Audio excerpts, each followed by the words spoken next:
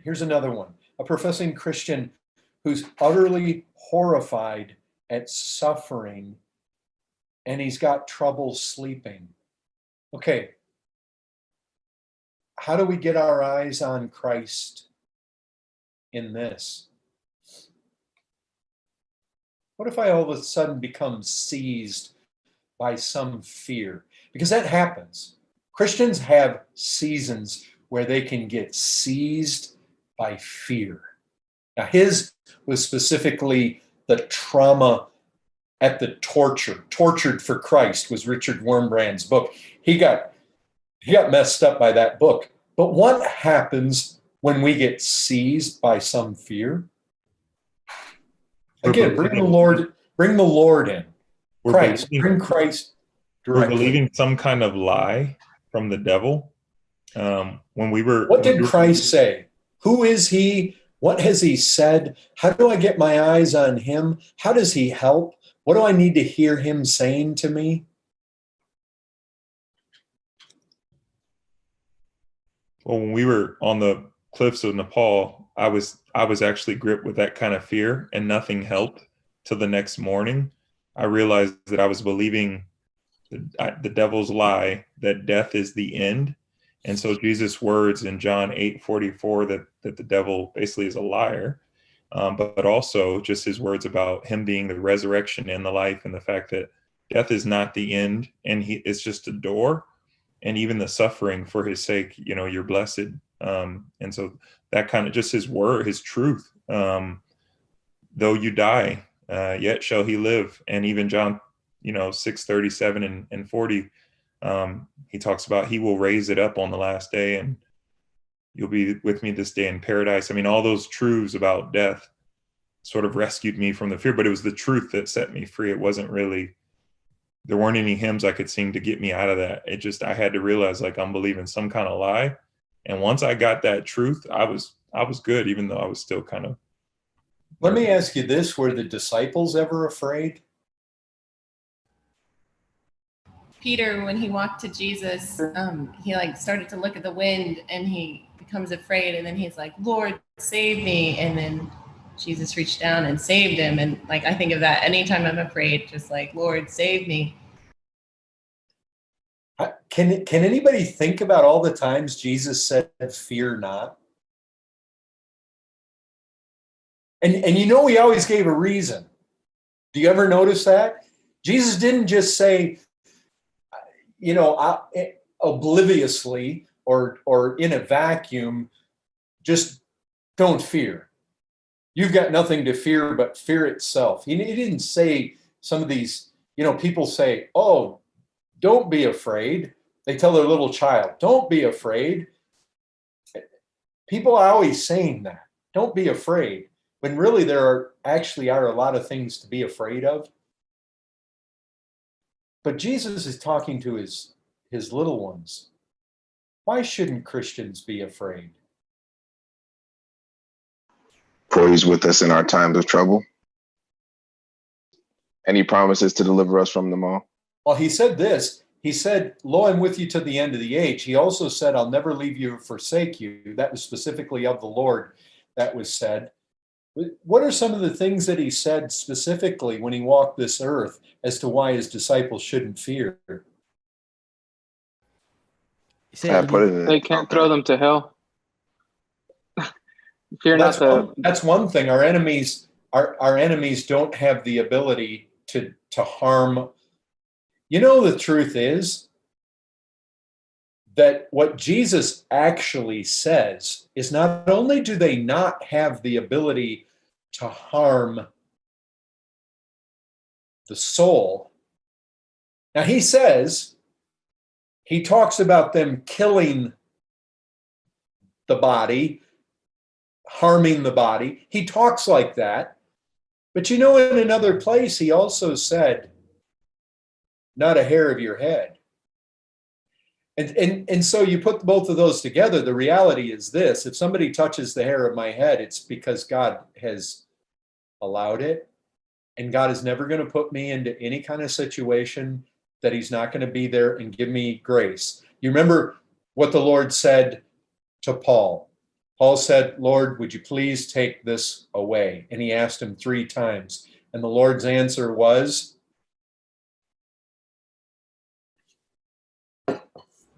Grace is sufficient for you. Grace is sufficient. my grace is sufficient. My grace. Right. Do you know that if you're going to read Tortured for Christ, do you know what you don't want to miss? You don't want to miss all the supernatural times that Richard Wurmbrand can tell you. Wurmbrand says there were times his cell became white like the brightest light, and he had visitations from God. It was Samuel Rutherford. He said, my enemies thought to make prison a living hell, and God made it heaven. If you've ever read about the Scottish Covenanters, I read a story where a man received 7 wounds, any one of which would have been deadly. This guy had 7 mortal wounds. They threw him in a dungeon. They slapped a bunch of chains on him. And his friends and comrades, fellow Christians, were chained against the walls. And they're looking out here at this man in a heap in the middle of the floor. He's dying. He's been mortally wounded. He's covered with these chains. And you know what that man said? I can't remember his name right off. It's like Seneca or something, I believe. But he said that he did not believe that he was going to be able to last much longer.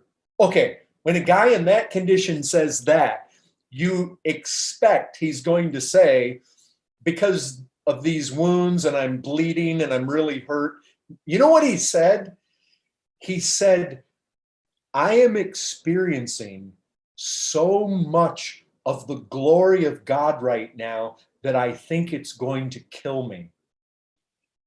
Brethren, I just mentioned just recently, I think it was Sunday maybe, that there were times where Wurmbrand said he was being beaten.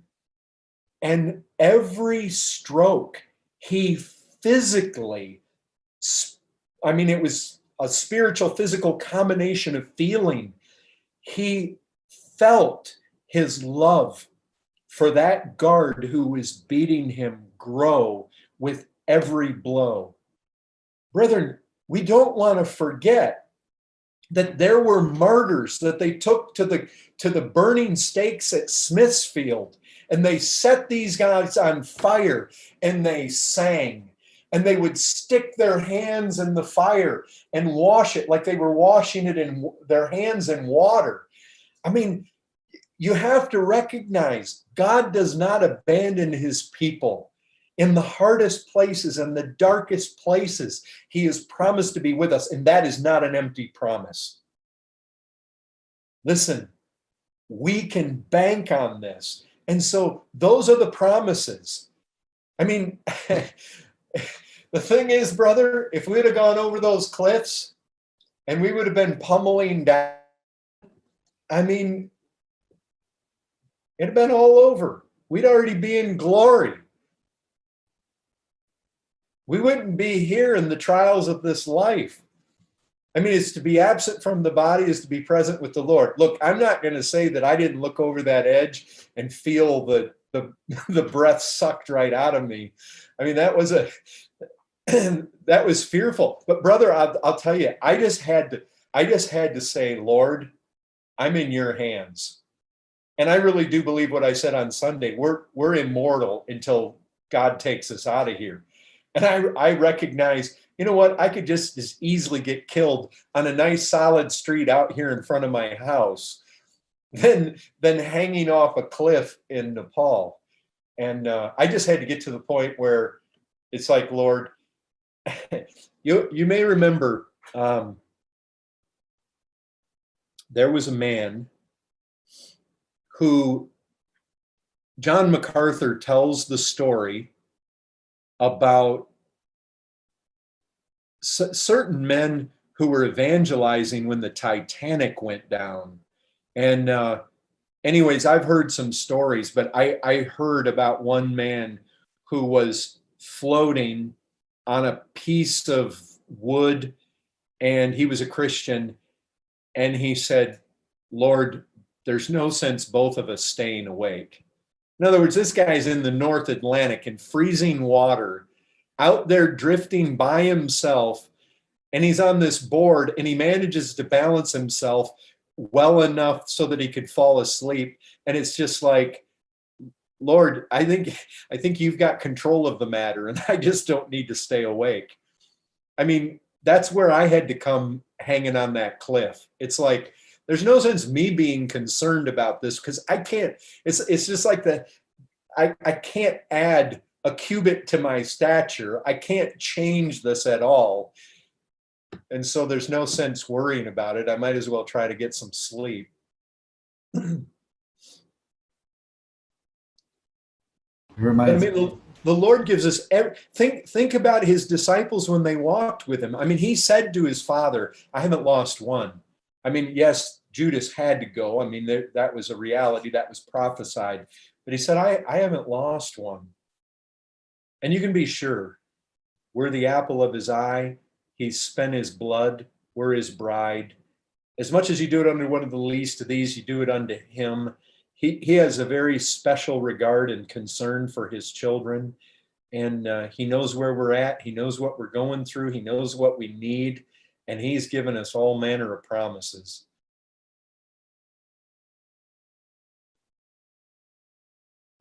But I mean, if you just think about the disciples walking with him, and you think about the situations that they got into, I mean, Jesus led them through all of them. Peter might have been in a panic, but you know for certain, when Peter went out walking on that water, in the years afterwards, he knew, when I was close to the Lord, nothing ever went wrong. I mean, the Lord never failed me. When I was with the Lord, I walked on water. And even when I was afraid, I made it back to the boat. And even then, we made it back to the shore. It's like I remember him saying, oh, you have little faith. I remember those waves. Jesus has given us every reason to trust him. That's what the Gospels are all about. I mean, it's just overflowing with trust me, trust me. See who I am. See what I do. See the love I have for sinners. Trust me.